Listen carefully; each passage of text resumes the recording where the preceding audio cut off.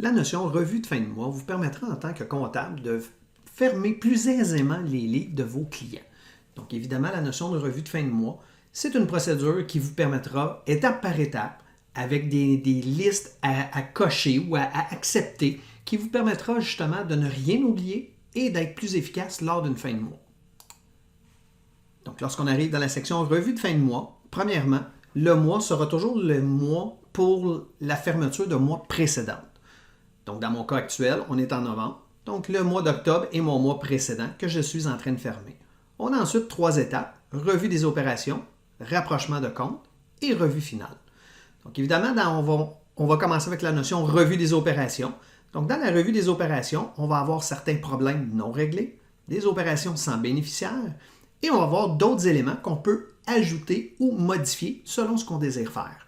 Donc, évidemment, la beauté, c'est qu'on a des problèmes, exemple comme ici, non réglés. J'ai juste à tout simplement cliquer sur la transaction. Notre furteur Internet va ouvrir une nouvelle page et on va pouvoir aller corriger l'opération directement à partir d'ici. Donc, encore une fois, efficace pour pouvoir ne pas oublier de transaction. Et encore une fois, lorsqu'on a terminé, j'ai la notion de dire c'est des opérations qui sont à faire, soit des opérations qui sont en attente ou des opérations qui ont été terminées. Donc, lorsqu'on arrive dans la section Autres éléments, c'est des éléments qu'on peut venir ajouter ou modifier, toujours avec la même notion de affaires en attente et terminé. Et si je veux ajouter un nouvel article, donc j'ajoute mon article, je suis capable de donner mon nom de lien qui va apparaître ici, je peux mettre un détail et je peux venir mettre un lien vers une page QuickBooks. Donc, exemple, je veux sortir un rapport état des résultats que je veux valider en cours de route, je suis capable de venir mettre un lien.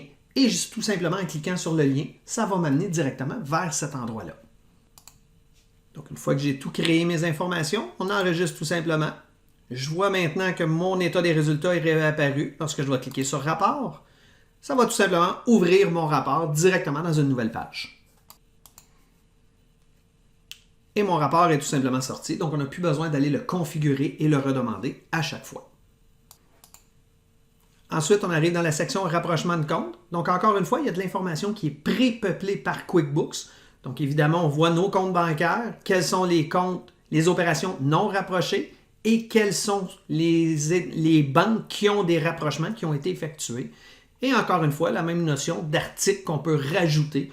Donc, une liste de vérification qu'on pourrait avoir à l'interne pour venir valider cette information-là aussi. Et à la fin, on a tout simplement la revue finale, où ce qu'on va pouvoir, encore une fois, tout simplement aller valider, dans mon cas ici, le bilan, l'état des résultats pour aller évaluer l'information. Et encore là, si on veut ajouter de l'information additionnelle, on peut tout simplement ajouter cette information-là. Et c'est ce qui conclut la revue de fin de mois.